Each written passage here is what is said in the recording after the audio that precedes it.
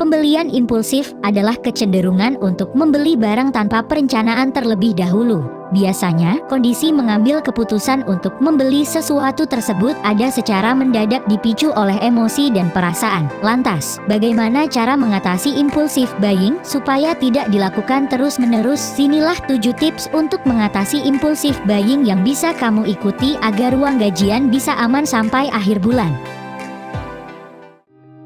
1. Berikan waktu untuk berpikir sebelum membeli sesuatu. Sebelum membeli sesuatu, usahakan untuk memikirkannya lebih dulu. Misal, apakah barang tersebut benar-benar kamu butuhkan? Seperti apa nilai ekonomis barang tersebut setelah kamu membelinya nanti? Jika kamu tidak membelinya, apakah produktivitas kamu menjadi menurun? 2. Buat catatan keuangan pribadi. Biasanya, seseorang yang impulsif buying jarang atau cenderung tidak memikirkan anggaran yang ia punya. Ibaratnya, selama masih ada uang, kenapa harus berhenti? Untuk menghindari hal tersebut, ini saatnya kamu mulai mencatat flow masuk dan keluar gaji yang telah diterima.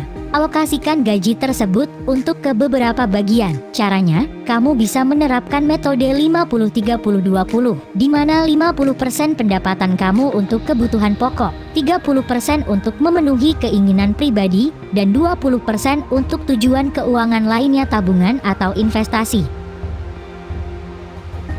3. Lebih banyak gunakan uang cash dibandingkan debit. Ketika kita berbelanja menggunakan uang cash, ada perasaan kehilangan yang kita rasakan, terutama ketika kita membeli barang yang harganya mahal. Tumpukan uang yang tadinya ada di kantong kita, sekarang menghilang. Kita jadi tidak memiliki uang itu lagi, dan itu menimbulkan rasa sakit di hati kita. Membeli dengan kartu kredit tidak menimbulkan rasa sakit seperti menggunakan uang cash. Karena ketika kita membeli kartu kredit, kita hanya perlu menggesek. Hal inilah yang membuat efek rasa sakit berbelanja berkurang atau menghilang, sehingga berbelanja menggunakan kartu kredit bisa lebih boros dibandingkan menggunakan uang cash.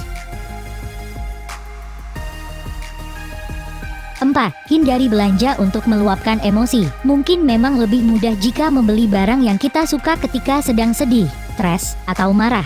Sebenarnya, tak apa jika membeli sesuatu bisa membantu kamu melupakan emosi yang sedang dirasakan. Namun, kalau kondisi ini sering terjadi dan selalu dituruti, maka tidak menutup kemungkinan keuanganmu bakalan jadi berantakan. Alih-alih meluapkan emosi dengan impulsif buying, kamu bisa coba untuk mencari distraksi dengan cara lain. Misalnya seperti berolahraga, jalan-jalan santai, mendengarkan musik, bertemu teman-teman, atau bahkan menonton film dan serial televisi kesukaan kamu.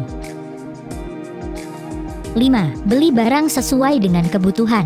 Impulsif buying biasanya terjadi ketika seseorang tertarik untuk membeli suatu barang tanpa memikirkan nilai ekonomis barang tersebut. Ketika sudah dibeli, kamu bisa mencatat barang apa saja yang ingin kamu beli setelah gajian. Ingat, hal itu bisa berupa barang yang benar-benar kamu butuhkan. Intinya, cobalah untuk membatasi diri dengan membeli barang yang bisa menutupi kebutuhan bulanan kamu. 6. Self-reward itu penting, tapi ada batasannya.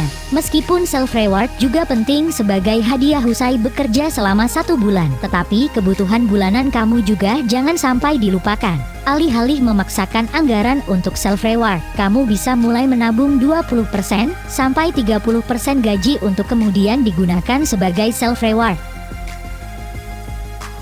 7. Salurkan gaji untuk hal lain yang lebih bermanfaat. Untuk meminimalisir pembelian impulsif, cobalah menyalurkan gaji yang didapatkan untuk hal yang lebih bermanfaat. Misalnya untuk tabungan jangka panjang dan asuransi, seperti asuransi kesehatan. Pasalnya, kita tak pernah tahu apa yang akan terjadi di hidup kita ke depannya. Maka dari itu, penting bagi kamu memberikan proteksi ini untuk diri sendiri dan keluarga.